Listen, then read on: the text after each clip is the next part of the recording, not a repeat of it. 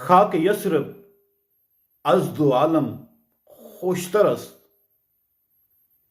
ایک خنک شہری کے آنجا دل برست۔ یسرب کا جو شہر ہے، مدینے کا جو شہر ہے،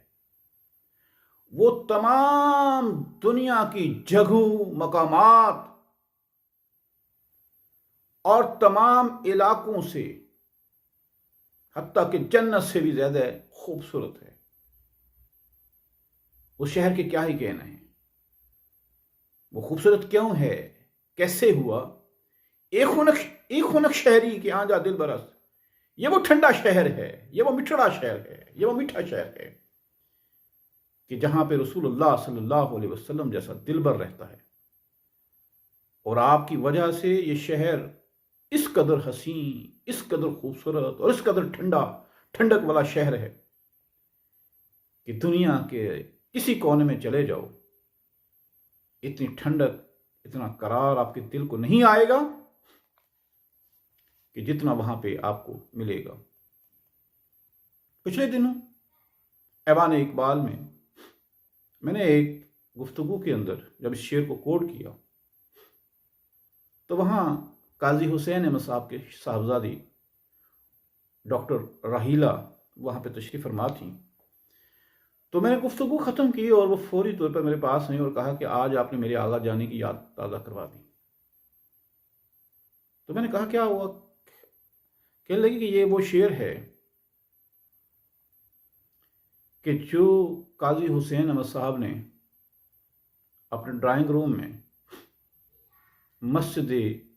نبوی کے نیچے لکھا ہوا تھا۔ کہنے لگی کہ مولانا شاہ احمد نورانی صاحب اور قاضی حسین احمد صاحب کے سخت مخالف تھے،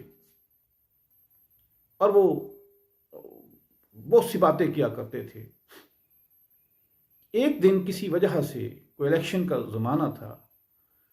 تو کسی مشاورت کے سلسلے میں ہمارے گھر میٹنگ تھی، تو جب شاہ احمد نورانی صاحب ہمارے گھر تشریف لائے اور ڈرائنگ روم میں بیٹھے تو مسجد نبوی کے نیچے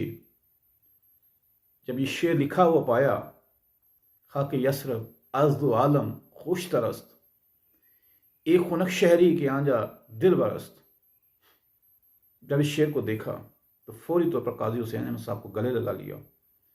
اور ان کی دوستی ایسی دوستی ہوئی کہ مرتے دم تک پھر وہ سگے بھائیوں کی طرح رہے۔ یہ وہ شعر ہے کہ جس نے دو بچھڑے ہوئے دلوں کو آپس میں ملایا اور بھائی بھائی بنا دیا۔ تو آقا دو جہاں صلی اللہ علیہ وسلم کا فریضہ بھی یہی تھا، آپ کی حیات طیبہ بھی اسی میں تھی، یہی تھی کہ آپ نے وہ عرب والے جس کی گھوڑا پہلے پانی پی لیتا تھا اور بکری بعد میں پیتی تھی، اور بکری پہلے پی لیتی تھی اور بعد میں پی لیتی تھی، ان کے درمیان پہ ایسی جنگیں ہوتی تھیں کہ صدیوں پہ محیط ہو جاتی تھی، وہ دشمنیاں ان کی سالوں سال چلتی رہتی تھی۔ لیکن رسول اللہ صلی اللہ علیہ وسلم نے جب ان کو آپس میں بھائی بھائی بنا دیا، ان کے دل آپس میں مل گئے، تو وہی لوگ اٹھے اور انہوں نے دنیا کو تہذیب و تمدن سکھا دیا۔ تو یہ بہت ہی خوبصورت شعر ہے کہ انسان دنیا کے کسی کونے میں جائے، کسی کونے میں بھی ہو،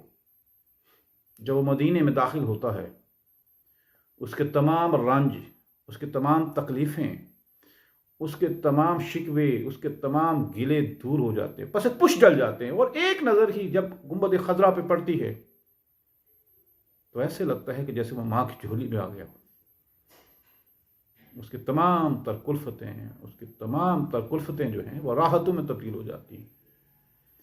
تو یہ صرف اسی شہر کو ہی اعزاز حاصل ہے کہ وہ دنیا کے تمام شہروں سے افضل بھی ہے، اعلیٰ بھی ہے۔ اقبال ایک اور جگہ فرمایا تھا کہ تو فرمودی راہ بدخواہ گرفتم وگرنہ جز تمہارا منزل نیست۔ یا رسول اللہ صلی اللہ علیہ وسلم، یہ تو آپ نے فرمایا ہے، یہ تو آپ کی سنت ہے کہ ہم مکے کی طرف جاتے ہیں، ورنہ آپ کے سوا، آپ کے قدموں کے سوا تو ہمارا کوئی ٹھکانہ نہیں ہے۔